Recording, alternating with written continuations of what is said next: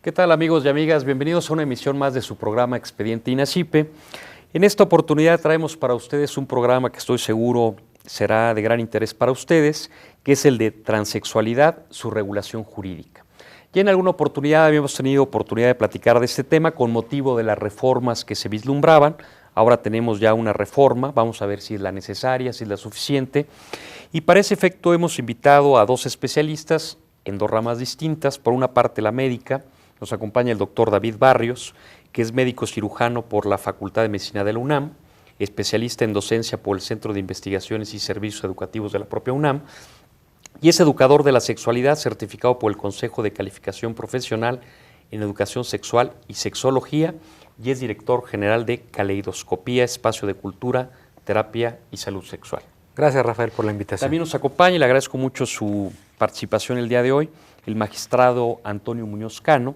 Él es egresado de la Facultad de Derecho de la UNAM, por supuesto abogado, especialista en Derecho Comercial por la Universidad de Illinois en los Estados Unidos de América, es maestro en Derecho Civil y Familiar por la Universidad de Barcelona y también maestro en Investigación y Docencia Jurídica por la Universidad de La Salle. Ha sido catedrático en distintas universidades como la propia UNAM, la Universidad Iberoamericana, La Salle, el Tecnológico de Monterrey, y actualmente se desempeña como magistrado de la Cuarta Sala Familiar del Tribunal Superior de Justicia del Distrito Federal. Gracias, Rafael, Gracias por su asistencia, magistrado. Bueno, pues es un tema interesante que incluso llega a desbordar pasiones, porque son temas en los que se comprometen de alguna manera valores, principios, nuestra religiosidad y temas de esta naturaleza. Pero para entrar un poco en materia, me gustaría empezar contigo, doctor. Si nos podrías dar una definición o un concepto de lo que podemos entender por transexuales, pero distinguiéndolos de dos conceptos que de alguna manera son más comunes en el medio, que es el de la homosexualidad y es el de los transvestis. ¿Qué serían unos, qué serían otros? Así es. Bueno, primero quisiera subrayar que la transexualidad ante todo es una condición humana, no es una patología. Eso es muy importante. O sea, decir que no es una enfermedad. Así es. Caracterizada porque hay una discordancia, una falta de concordancia entre la fachada biológica, es decir, lo que llamamos el fenotipo, el cuerpo sexuado, y la identidad de género, que es la convicción íntima, psicológica, profunda de ser hombre o ser mujer. Si yo fuese una persona transexual, aún con este cuerpo, yo sería una mujer y desde luego me sentiría ajena a esta corporalidad. Por lo tanto, buscaría yo afanosamente lograr la concordancia. Sabemos que la identidad de género, esta convicción psicológica de ser hombre o ser mujer, es inamovible y que está perfectamente bien establecida desde el año de edad. De tal suerte que se puede identificar más o menos a los 3 años y medio el que una persona es perteneciente al género masculino o al género femenino. Se sabe hombre, se sabe mujer, con independencia de su corporalidad. Por supuesto, la inmensa mayoría de las personas tenemos coincidencia entre el sexo, que es el cuerpo, y la identidad de género, no así las personas transexuales. En promedio, en la población general, una persona de cada 37,000 es transexual. Esa es la ¿Una de cada 37,000? En promedio. Ahora bien, me preguntabas en torno a la homosexualidad. Es otra condición humana enteramente distinta, que simplemente se refiere a, bueno, quién me atrae, de quién me enamoro, a quién amo.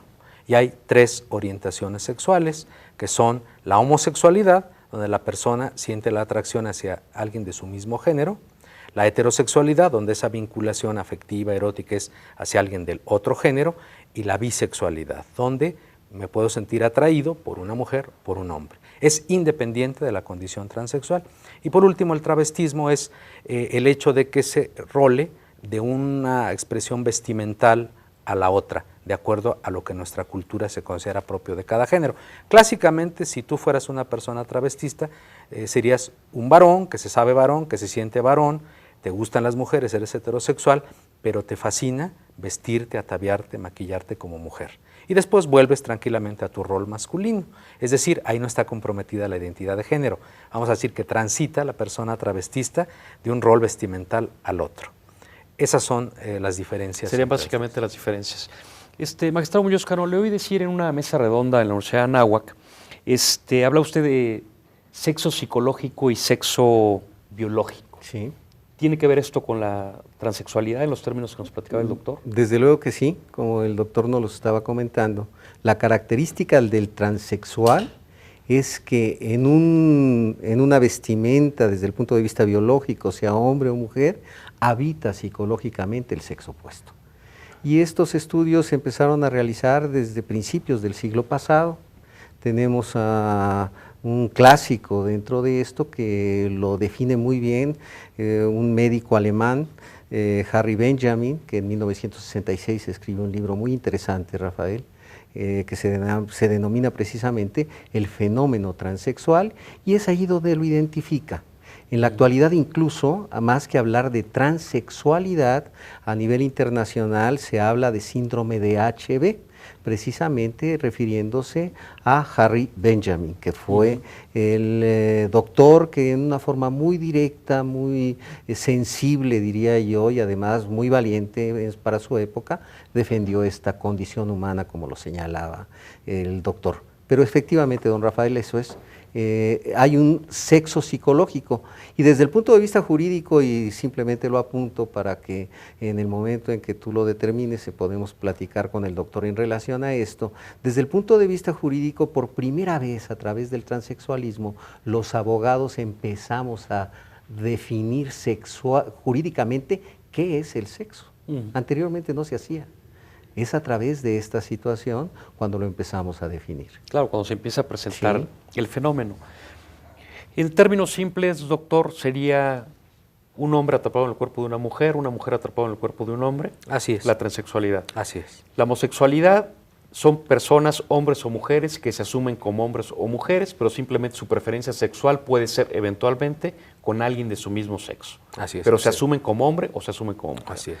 Y el transvesti, por lo que nos decías, se asume como hombre, pero simplemente tiene gustos en términos de vestimentales, cosméticos.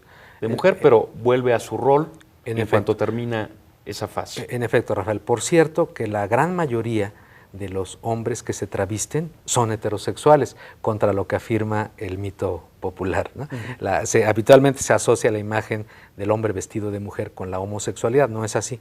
La inmensa mayoría de los varones que se travisten son heterosexuales. Y por supuesto también hay homosexuales. Ahora, el transvesti es de hombre a mujer. ¿Se le denomina de alguna manera o existe de mujer a hombre?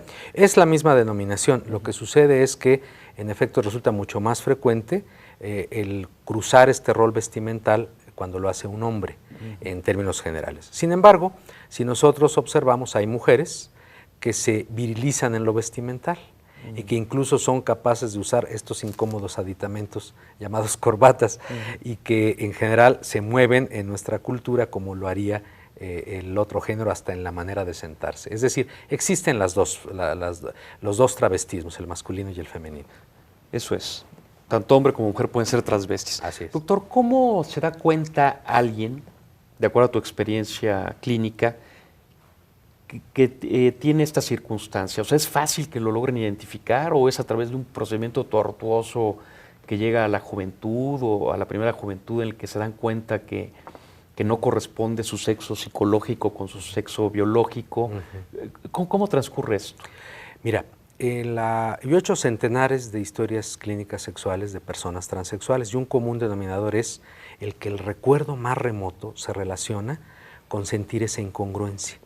Porque por un lado tienen la vivencia interior, lo que podríamos llamar el sexo psicológico, la identidad de género, pero por otro lado está la corporalidad que no checa, que no coincide. Entonces hay como un choque, como un encontronazo con la realidad. La persona se vive como que es distinta a los demás niños, a las demás niñas.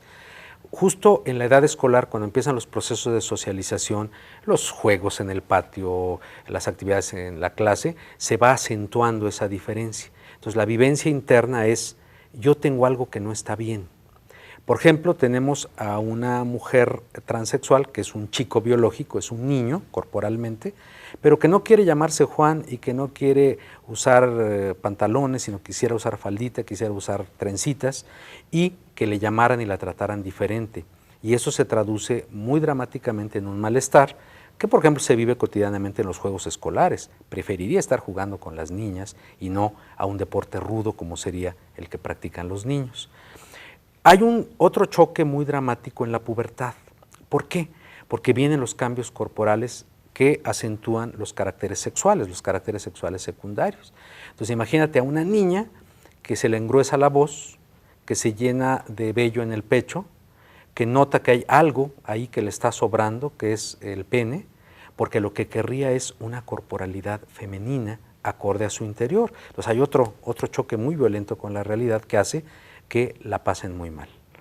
Y finalmente, y sobre todo en la actualidad, como ya hay muchos recursos alrededor de la persona transexual, como las revistas, como los libros, sobre todo el internet, como que ya acopia información que le permite decir, yo soy eso, yo soy una persona transexual. Pero eso llega a ser ya en la adolescencia. Generalmente sí.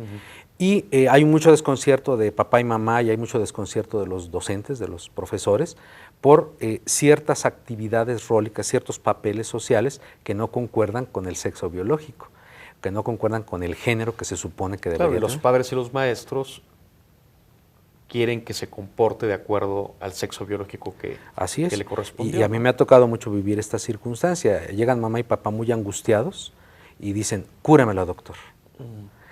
Ya pues muy preocupados por esta discordancia, atribuyéndole una patología y además con la idea, por supuesto errónea, de que es algo que se revierte, que es algo que se cura. No se cura lo que no es enfermedad. Tratamiento son los papás, ¿no? Más que... Sí, ahora hay que estar conscientes de que en nuestra cultura, donde a mi juicio predomina una falta de respeto a la diversidad sexual y donde hay una transfobia impresionante, son reacciones lógicas. Nadie en su imaginación, nadie en su plan de vida tiene la noción, voy a tener un hijo transexual, voy a tener una hija transexual. Es algo que escapa a cualquier imaginación previa y por lo tanto también para papá y mamá y para el entorno social de esta persona también hay un impacto muy fuerte. Claro. Magistrado, nos hablabas en esta mesa redonda a la que hice referencia hace un momento del género disforia. ¿Quieres compartir lo que es con el auditorio?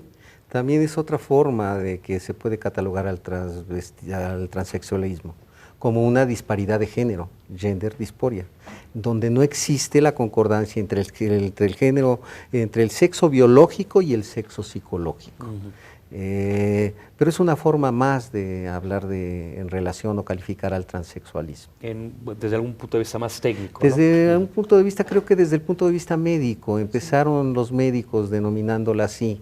En 1923 en Alemania tenemos algunos antecedentes de los primeros estudios que se realizan en relación a estas personas que, como decía el doctor Barrios, es difícil primero aceptarlo, segundo, comprenderlo y tercer, actuar en consecuencia desde el punto de vista social, que creo yo que la modificación realizada en noviembre pasado tiene este sentido, dar en la Ciudad de México oportunidad a estas personas de realizar jurídicamente todo lo necesario para la concordancia de género.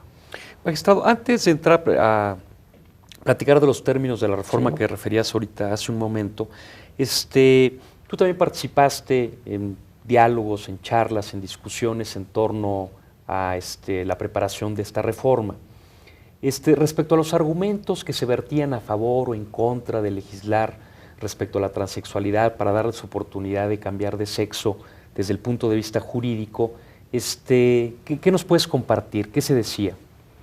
Quisiera yo primero, Rafael, comentarte que como todos nosotros sabemos, existe una gran relación entre la sociedad y el derecho. El derecho pretende normar los fenómenos sociales. Y que cuando estudiamos sociología o estudiamos sociología jurídica, vemos que existen tres grandes estatus en relación con la norma y con las necesidades sociales. Y así podemos hablar de una equivalencia sociojurídica, cuando la norma puede estar de acuerdo y concorde con los fenómenos sociales que pretende regular. Una disparidad entre la sociedad y el derecho, y estaríamos hablando de un anacronismo jurídico cuando el derecho no responde a las necesidades sociales, y finalmente un progreso sociojurídico que es difícil llegar a él en relación que la norma jurídica está más allá de los fenómenos sociales. Cuando estuvimos viendo esta situación desde el punto de vista jurídico, lo que encontré yo fue un gran desconocimiento de los abogados en relación al tema, Rafael. Los abogados no estábamos acostumbrados a este tema. Veíamos esta situación como una enfermedad en el mejor de los casos, y si no, a hablar crudamente, como una perversidad de las personas. Y en consecuencia se hacía la pregunta, ¿es necesario regular esta clase de perversidades o de anomalías? Tuvimos que ser humildes, me parece. Creo que la labor del jurista es la humildad, de recurrir a la ciencia médica para que la ciencia médica fuera la que nos guiara en relación a esto. Pero más que valladares desde el punto de vista jurídico, encontré yo un desconocimiento total, craso en estos aspectos, Rafael. Y una vez que hubo la conciencia de que estábamos frente a un fenómeno explicable desde el punto de vista médico, me imagino que se allanó el camino para poder avanzar en la posibilidad de una reforma. Así fue, y sobre todo también con los antecedentes a nivel internacional. ¿Qué pasaba desde el punto de vista jurídico con la regulación del transexualismo, del gender dysphoria o del intergénero, que también se llama, Rafael? ¿Cómo lo trataban los países como Francia, Alemania, Suecia, Estados Unidos, Argentina, que desde 1955 tiene situaciones muy interesantes, sobre todo desde el punto de vista penal, fíjate, ¿sí? Hay un caso dramático en Argentina que en 1966 a un médico que practica precisamente las operaciones para que se realice la identidad de género total, lo acusan como, desde el punto de vista penal, por inferir lesiones gravísimas a su cliente. Y lo que pretendía hacer era simplemente darle la identidad correspondiente entre el sexo psicológico y el sexo biológico para que se desarrollara plenamente el individuo, que es en última instancia lo que busca la norma jurídica, a mi juicio. ¿Y fue sujeto de acción penal? Fue sujeto de acción penal, y calificado al transexual como una persona que no tenía cabal manejo en su forma de ser y de actuar, es decir, no tenía capacidad de ejercicio. Y eventualmente para decidir que le hicieran esa operación. Para decidir que le hicieran esa operación, sí. Independientemente que en Estados Unidos, si tú me lo permites, Rafael, desde 1964, en el estado de Illinois, se dictó la primera ley en relación con el cambio de sexo. 66. 64 en Estados Unidos, 66 el caso de Argentina. En 1955, en el Congreso Civil, de civilistas de Río de la Plata, por primera vez se toca el tema desde el punto de vista civil en Argentina, la necesidad de empezar a regular estos fenómenos. Muy bien, pues ahorita vamos a abordar esos temas, magistrado, que son muy importantes. Ahorita por lo pronto tenemos que ir a un corte, es muy breve, regresamos.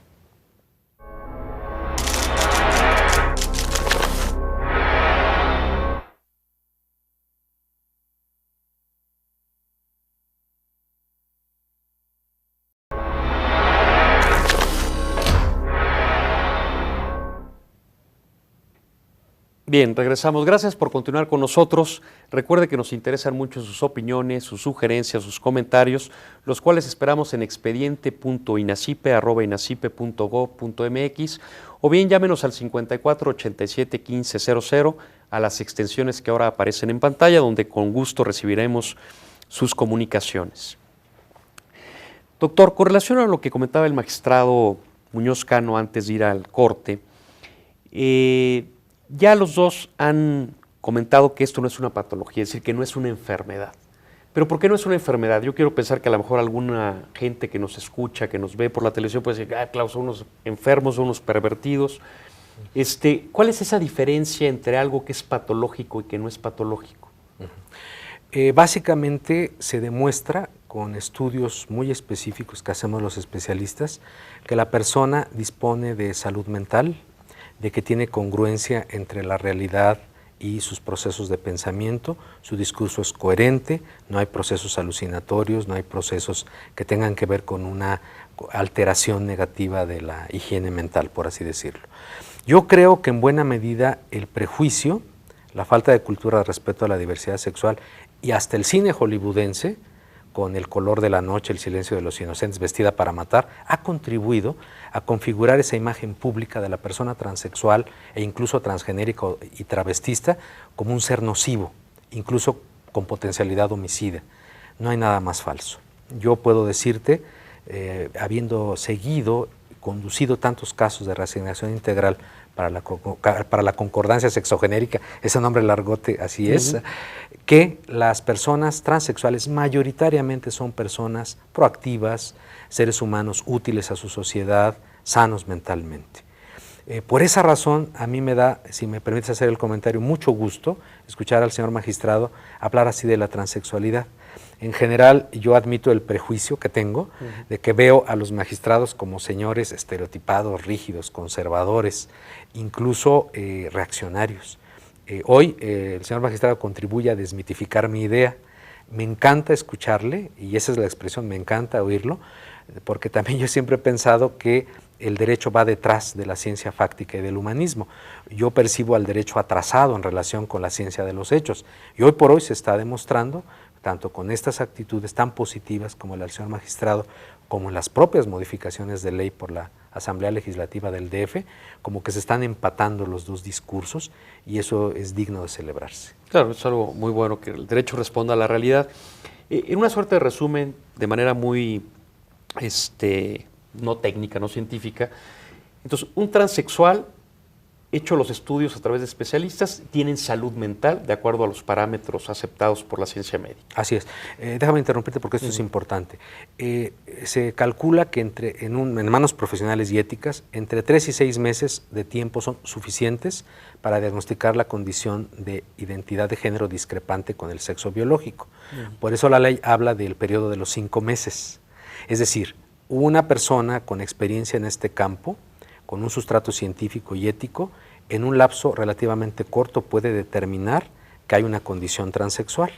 Esa parte es muy importante. Entonces hay todo un tamiz de estudios psicométricos, de visualización psicoterapéutica, de determinación de niveles hormonales, de biografía de la persona muy puntual, muy precisa, y de otra serie de estudios de carácter, me choca decir técnico, pero vamos a ponerle técnico científico, para que sin lugar a dudas se conozca cuál es la identidad de género de esa persona y si es o no discrepante con el cuerpo biológico. Pero también descartamos patología mental, porque así como hay en otros medios personas que tienen alguna afección mental, también puede ser que una persona transexual o no se presente arguyendo que es Napoleón Bonaparte o que tienen un cuerpo de hombre es mujer. Entonces tenemos que descartar que haya patología mental. Así es, y ya que se determina que hay salud mental, exacto, podemos tal vez concluir, después de lo que nos ha platicado, que estamos en un caso de transexualidad. Así es.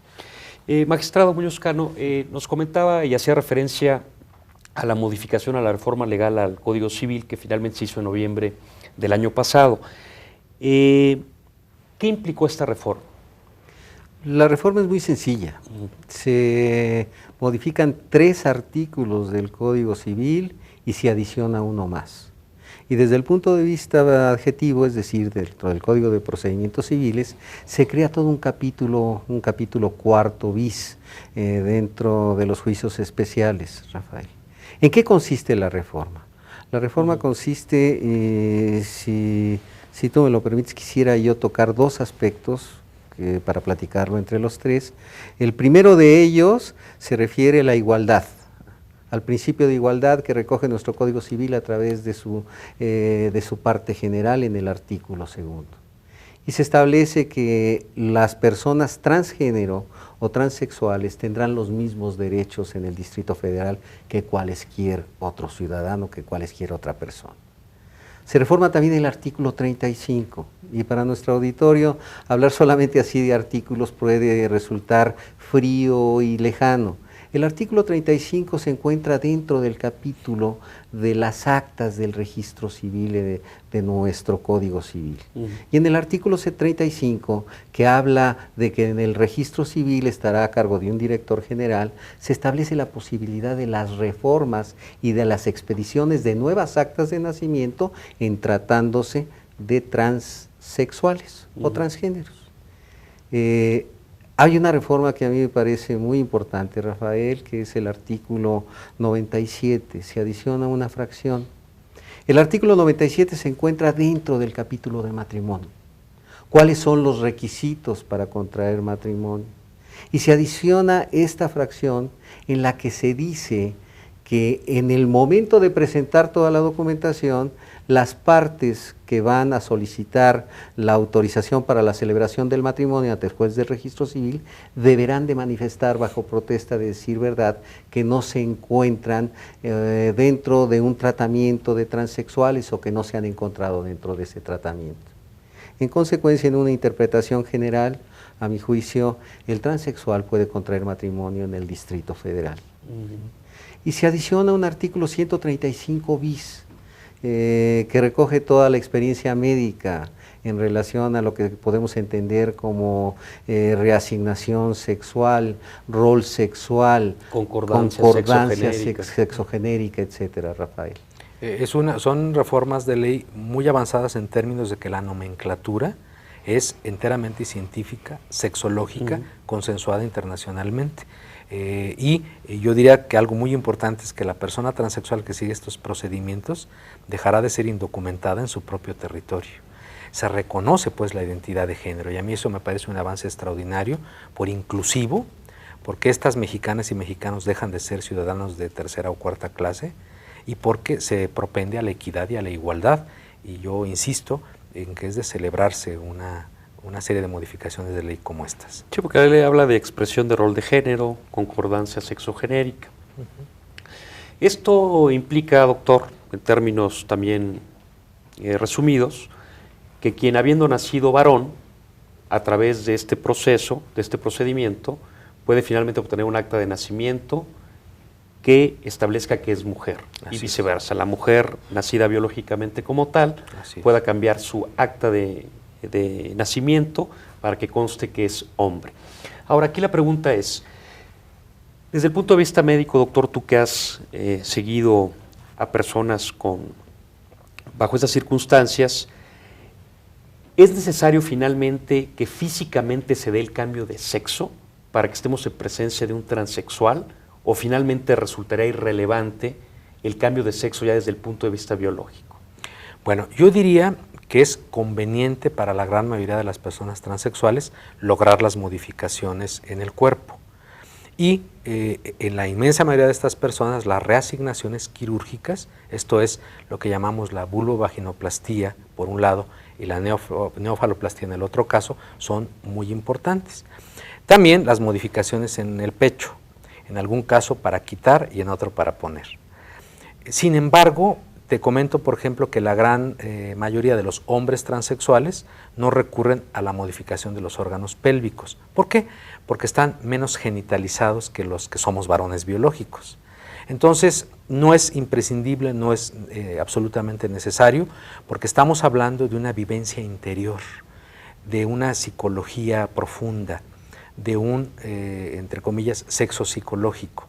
De tal suerte que el hábito no hace al monje, lo más importante es la vida interior, cómo me percibo desde dentro. Sin embargo, insisto, la parte rólica o social, la parte vestimental, la parte quirúrgica, suelen ser muy importantes para la gran mayoría de las personas transexuales, porque además le da congruencia a su vida con el mundo exterior. Cómo moverse, cómo ir a la tienda, cómo ir al baño público, cómo, sobre todo, tener representatividad social. Hay que recordar que el género, diferente al sexo que es biológico, el género se refiere a una representación pública, es decir, cómo nos movemos, cómo actuamos. Esto incluye permisividades y prohibiciones. En todas las latitudes, en todas las culturas, los géneros son diferentes. Es decir, no hay una sola excepción donde haya un solo género, aunque haya dos sexos. Es decir, es una constante. Somos distintos, rólica, socialmente, hombres y mujeres. Por eso le es conveniente a la persona transexual el que la transformación sea amplia y muy profunda. Y volviendo a lo de la operación quirúrgica, decías que los hombres transexuales, es decir, los que biológicamente nacen hombres, ¿eventualmente prefieren no hacerse la cirugía? No, los hombres transexuales tuvieron un pasado biológico femenino, eran mujeres biológicas. Ah, ok, ¿y eran mujeres? Exacto. Entonces logran cambios porque se engruesa la voz, le sale barba, hay una cirugía para quitar los pechos, porque el tórax plano es varonil, pero muchos de ellos no recurren a la cirugía de la pelvis, es decir, no se ponen pene. Exactamente. Y el caso inverso, nos encontramos en el caso de la con mujer, que los que biológicamente eran hombres y son mujeres transexuales, ellas sí optan mayoritariamente por hacerse la vulvovaginoplastia, es decir, que es la se retira del miembro viril. Se retira quirúrgicamente el escroto, que es la bolsa que envuelve a los testículos, se retiran los testículos, se retira el pene, el falo, y se hace una operación para crear una cavidad, se dice idónea, incluso para poder recibir una penetración cuando tengan o cuando tienen una vida erótica activa. Sí, las mujeres transexuales recurren muchísimo más a la cirugía de la pelvis y concretamente a la de la vagina. Eso es. Ya en términos de proceso, magistrado, quien solicite un cambio de acta para que se dé esta concordancia sexogenérica, ¿cómo lo debe de probar? Me imagino que no basta nada más el solicitarlo, sino que se debe probar de alguna manera que se es transexual. Sí, sí. ¿Esto cómo se hace o cómo lo prevé el derecho o cómo los jueces van a corroborar que así sea? Bueno, se tiene que recurrir al juez de lo familiar del Distrito Federal y acompañar todos los documentos que se acompañan a cualesquier demanda establecida en el Código Procesal Civil. Más aún debe de recurrirse a una serie de elementos de procedibilidad de la acción, Rafael, si tú me lo permites. ¿Quién puede intentar el cambio de sexo o la reasignación sexual en el Distrito Federal? Pues nada más interesado, ¿no? Debe de ser, sí, y debe de ser mexicano por nacimiento o por naturalización, pero mexicano al fin. Debe de ser mayor de edad o menor de edad, y quien lo representa en consecuencia es quien ejerce la patria potestad. Aquí hay algunas interrogantes que seguramente con el tiempo nos vamos a ir percatando de ello. ¿Será necesario establecer un tutor dativo para que también vea por los intereses del infante cuando es el reasignado sexual? Hay muchas cosas en relación a eso. ¿Sí? ¿Qué debe de acompañarse además? Deberá de acompañarse los dictámenes de 2 peritos que estén tratando al transexual. Y como lo decía el doctor, por lo menos comprobar que se tiene 5 meses en el proceso de transexualidad. 5 meses que ya nos los explicaron desde el punto de vista de la ciencia médica, es lo necesario. En otras latitudes el periodo para solicitar la modificación del cambio de sexo es mayor. En Alemania, por ejemplo, son 2 años. En Suecia es el mismo periodo. Y si tú me permites, que aquí esto me parece también muy interesante, por ejemplo, la ley de Suecia, hablando de ellos, se requiere para obtener la nueva reasignación sexual la operación total. No solamente... Cosa que aquí no sucede. Cosa que aquí no sucede, ¿sí? La operación total. ¿Por qué no sucede en México? A mi juicio, porque seguimos la tradición alemana. La ley de transexualismo alemán de 1974 establece 2 posibilidades: llegar lo que ellos denominan a la reasignación total, o en su defecto simplemente al cambio desde el punto de vista formal, lo digo entre comillas, de esta situación. Pero, insisto, siendo una condición humana el transexualismo, se refiere a la concordancia sexogenética en todos los aspectos. Lo que quiere decir que nuestra legislación, el juez no tendría que corroborar que físicamente ha cambiado de sexo para poder autorizar la concordancia sexogenética a través del acta, porque como estaba el doctor, no necesariamente se concluye con el cambio físico de sexo, ¿no? Sobre todo, que era el tema que abordamos apenas hace unos minutos, ¿no? Porque además es una prerrogativa de la persona el operarse o no, o hasta qué tanto se va a operar o no. Ya dijimos el caso de los varones transexuales, que suelen mayoritariamente no intervenir sus órganos pélvicos. Y otro elemento muy importante es que, aunque la ley fija lo de los 5 meses, en términos reales y concretos, lo habitual es que una persona en este proceso de reasignación integral para la concordancia sexogenérica lleve un buen número de años, porque hay entrenamiento con la realidad, viviendo el rol de género que desea, porque hay la administración de hormonas, para lo cual hay que hacer una serie de estudios previos, porque hay, además de sus entrenamientos, en ocasiones, una vivencia muy concreta con la gente que le rodea, ya aplicada en ese rol de género que desea. De tal suerte que muy a menudo cuando llega con el profesional de la salud, ya lleva andado, por así decirlo, un proceso. Y entonces lo que se hace en un lapso de 3 a 6 meses, generalmente mucho antes, es corroborar esta impresión. En efecto, se trata de una persona transexual o no. Creo que el reconocimiento de la identidad de género es el gran paso hacia adelante que ha dado esta legislación en el DF. Muy bien, Doc. Ahorita tenemos que ir a un corte, es muy breve, regresamos.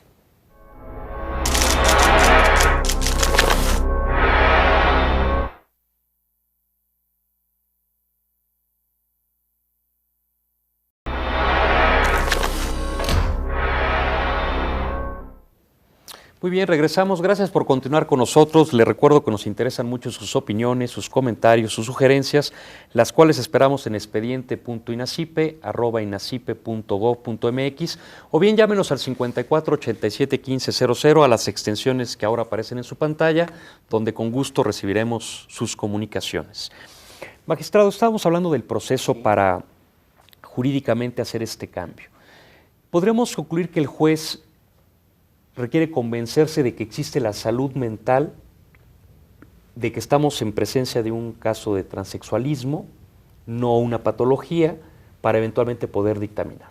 ¿Esa es la convicción a la que debe llegar el juez para poder emitir su resolución? Sí, sí, Rafael. Incluso las modificaciones de noviembre pasado así las establecen. Se señala que, como te comentaba, que ante la demanda de rectificación del acta de nacimiento, deberá de acompañar el actor, en este caso el transexual, el transgénero, una serie de dictámenes, por lo menos 2 dictámenes de especialistas que lo han tratado. Y el juez además podrá interrogarlos y, si él lo decide, nombrar otro perito para ilustrar esta situación. Y si finalmente tiene la convicción de que estamos en un caso de transexualismo, emite su resolución, su sentencia.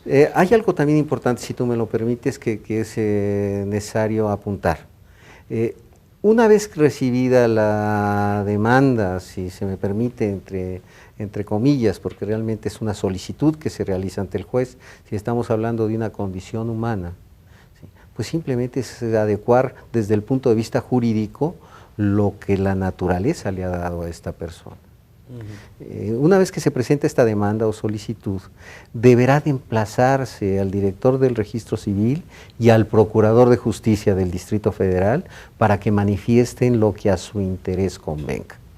Si alguno de estas 2 personas no está de acuerdo con el cambio solicitado, se abre el juicio como cualquier otro, se abre el juicio a prueba y se deberán de presentar los peritajes del caso para establecer esta situación.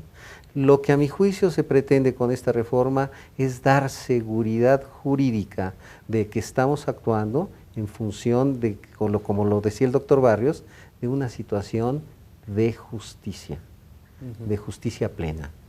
Y al procurador se le da vista en tanto cabeza del Ministerio Público, en tanto representante social. Así es. ¿A través de quién? Del Ministerio Público adscrito al juzgado. Sí. Entiendo que el acta original se queda en reserva. Así es. Y solamente ante alguna situación muy particular, entiendo que sobre todo de carácter penal, podría solicitarse que se presentase, porque se trata de guardar la privacidad y la confidencialidad de estas personas. Antes, con el viejo estilo, si se me permite el término, cuando era la rectificación al margen, era una fuente de estigma, porque era el acta original. Todo el mundo la conocía. Exacto. Y se trata aquí, insisto, de preservar la confidencialidad de la persona, que es un derecho también. Claro. A esa parte iba, magistrado. Entonces, tenemos ya la sentencia del juez de lo familiar.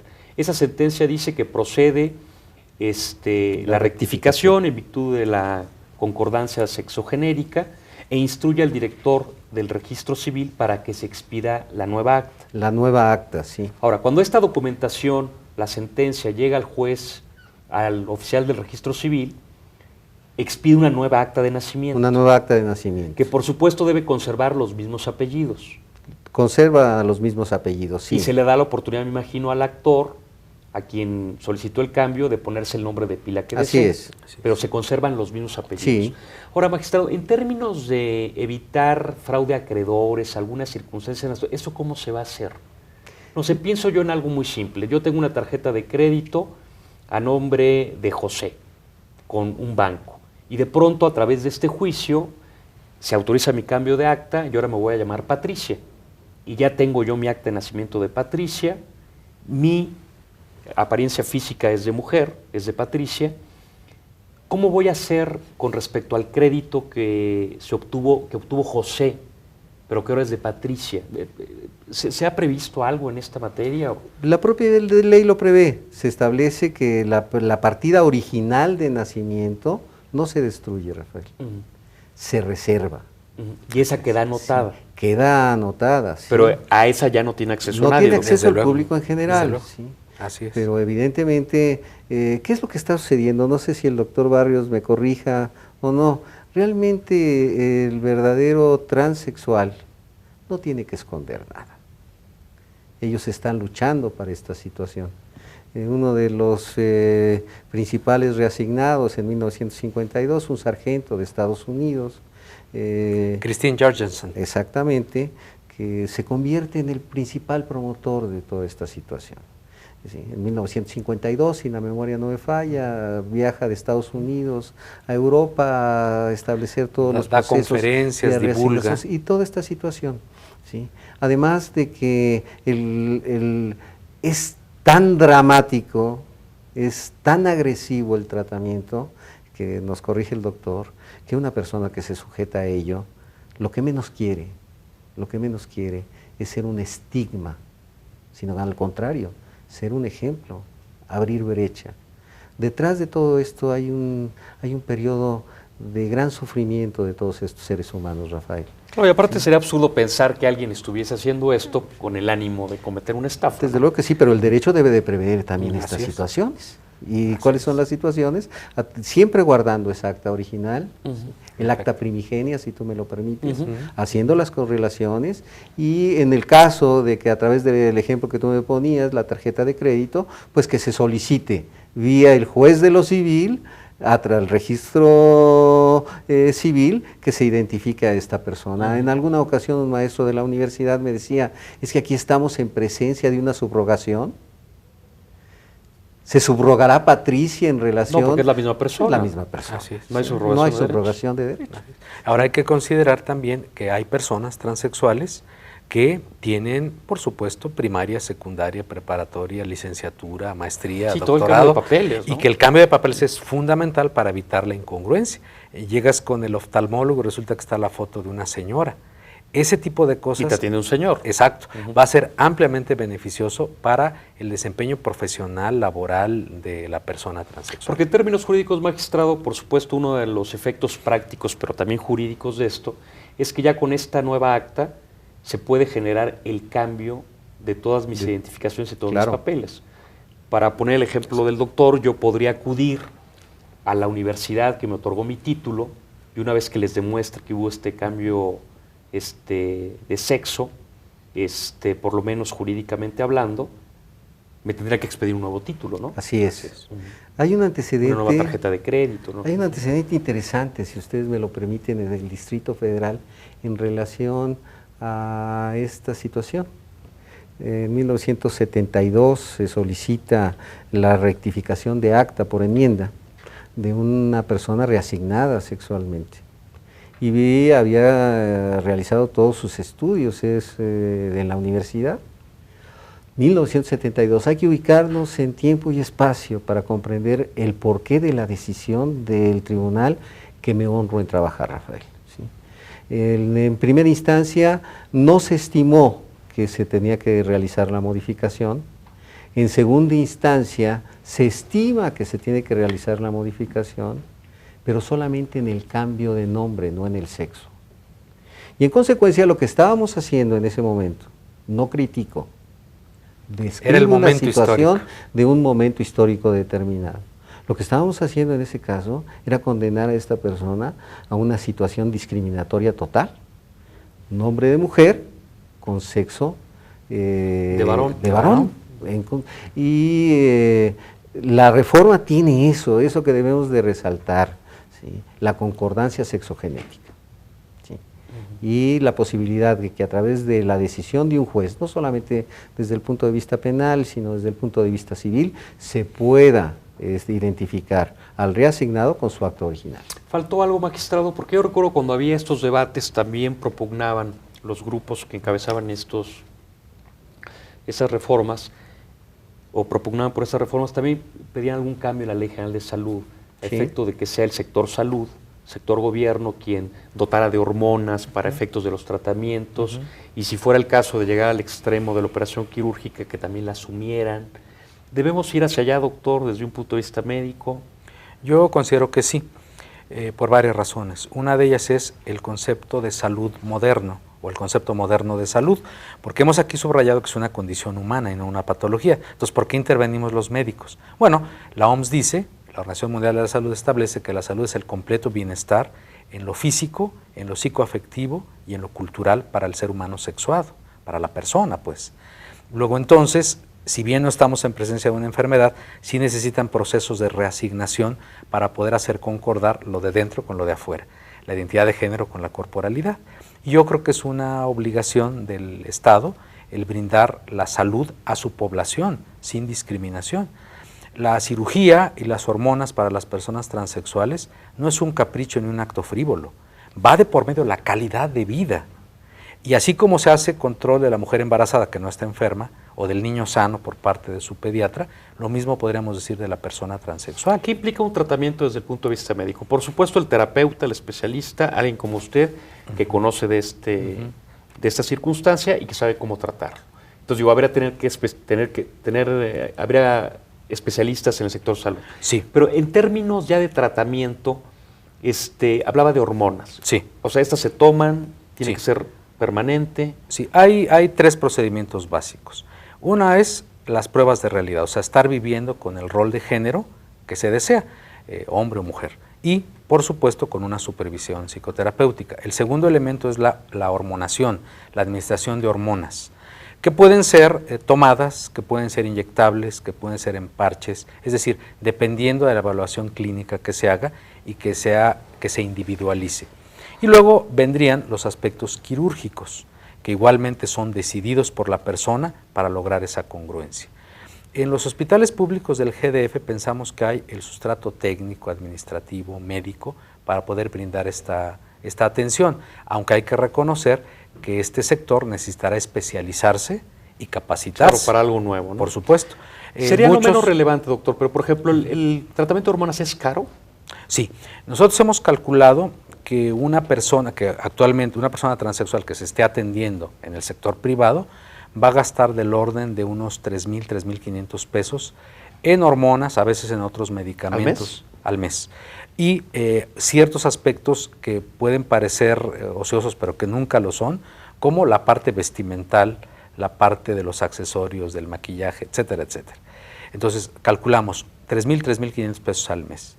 Por otro lado, una cirugía de reasignación hoy por hoy en el sector privado está costando del orden de 250 a 300 mil pesos. Sabemos que no todas las mexicanas ni todos los mexicanos disponen de esas sumas, que son una especie de renta. Sí, habría que verlo, ¿no? Porque digo, ya los términos, los servicios médicos, cualesquiera que sean, son verdaderamente, me parecen espeluznantes, arbitrarios.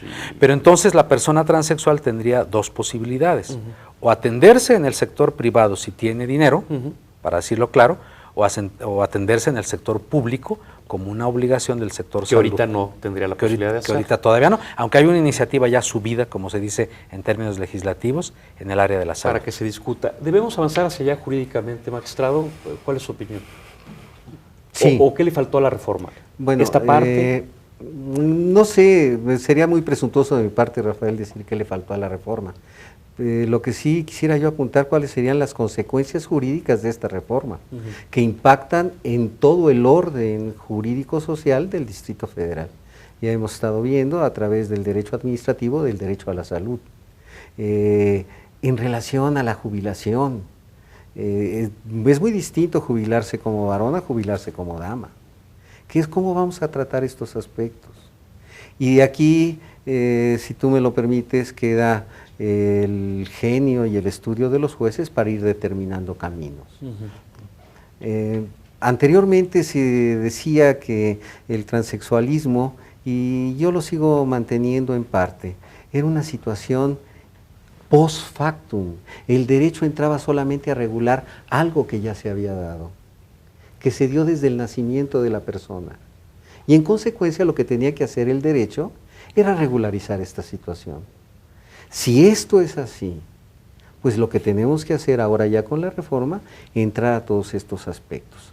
Hay algo, si tú me lo permites, y qué bueno que está el doctor, que él participó directamente como consultor de la Asamblea Legislativa en esta reforma, que a mí me queda una duda, y como duda la planteo. Dice el último artículo del procedimiento que podrá revertirse todo este proceso si así lo considera la persona. Si el sexo es inamovible, doctor, ¿por qué ese artículo? Yo le voy a contestar con la mayor honestidad a esa pregunta concreta, y es la siguiente respuesta: no sé. Nosotros, la parte técnica que estuvo asesorando a los asambleístas, que estuvo siguiendo de cerca todo este proceso, jamás estuvimos de acuerdo con eso. Esto fue una recomendación de los equipos jurídicos y de los propios asambleístas. ¿Por qué? Porque la ciencia fáctica, la ciencia de los hechos, nos demuestra palmariamente que la identidad de género no se cambia, no se modifica nunca. Si yo intentara con algún procedimiento hacer que tú, Rafael, te empezaras a sentir mujer, estoy condenado al fracaso. No se puede.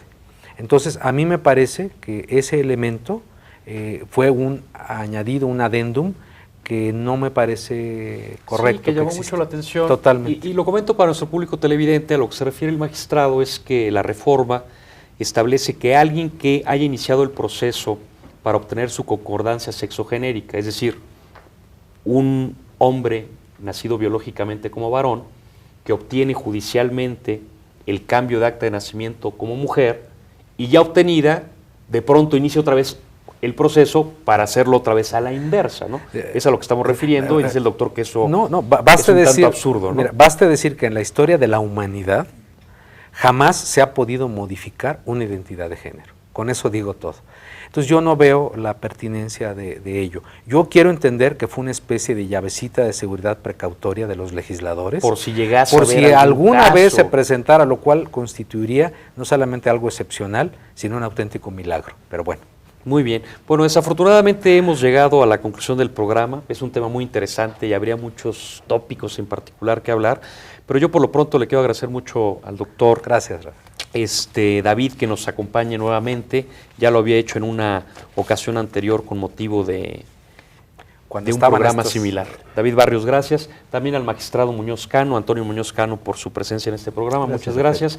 Y a ustedes por su atención. Nos vemos acá la próxima semana. Hasta luego.